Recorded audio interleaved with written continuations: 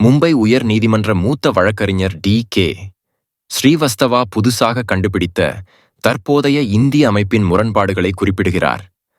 சாதாரண மக்களுக்கு ஒரு சட்டம், பெரும் புள்ளிகள், அரசியல்வாதிகளுக்கு ஒரு சட்டமா? நீங்களே முடிவு செய்யுங்கள். ஒரு குடிமகன் 2 இடங்களில் வாக்களிக்க முடியாது. ஆனால் தலைவர் விரும்பினால் அவர் ஒரே நேரத்தில் 2 வெவ்வேறு இடங்களில் இருந்து தேர்தலில் போட்டியிடலாம். ஒரு குடிமகன் சிறையில் இருந்தால் வாக்களிக்க முடியாது. ஆனால் ஒரு அரசியல்வாதியோ அல்லது ஒரு தலைவரோ சிறையில் இருந்தாலும் தேர்தலில் போட்டியிடலாம். ஒரு சாதாரண மனிதன் ஏதாவது ஒரு சிறிய குற்றத்திற்காக சிறைக்கு சென்றால் கூட அவனுக்கு வாழ்நாள் முழுவதும் அரசு வேலைக்கு தடை விதிக்கப்படும். ஆனால் கொலை அல்லது பாலியல் பலாத்காரம் போன்ற பெரிய குற்றம் செய்யும் தலைவன் எத்தனை முறை சிறையில் இருந்தாலும் அவர் தேர்தலில் தாராளமாக போட்டியிடலாம். அவர் பிரதமராகவும் அல்லது ஜனாதிபதியாக கூட போட்டியிடலாம்.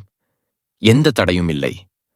ஒரு சாதாரண மனிதன் வங்கியிலோ அரசாங்கத்திலோ அல்லது தனியார் கம்பெனியிலோ ஒரு சுமாரான வேலையை பெற பட்டதாரியாக இருக்க வேண்டும். ஆனால் அரசியல்வாதி கட்டைவிரல் ரேகை வைக்கும் படிப்பறிவே உள்ளவராக இருந்தாலும் அவர் இந்தியாவின் நிதி அமைச்சராகவோ பிரதமராகவோ இருக்க முடியும். அவர் பள்ளிக்கே சென்றதில்லை என்றாலும் நாட்டின் கல்வி அமைச்சராகலாம். ஒரு குடிமகன் இராணுவத்தில் சேர குறிப்பிட்ட வயது வரம்பிற்குள் இருக்க வேண்டும். ஒரு சிப்பாயாக வேலை பெற நீங்கள் 10 கிலோமீட்டர் ஓடி காட்ட வேண்டும். ஆனால் அரசியல்வாதி படிப்பறிவில்லாதவராகவும் உடல் ஊனமுற்றவராகவும் மற்றும் 90 வயதானவராக இருந்தாலும் அவர் பாதுகாப்பு அமைச்சராக இருக்கலாம். அந்த இராணுவம், கடற்படை மற்றும் விமானப்படைக்கு கட்டளையிடலாம்.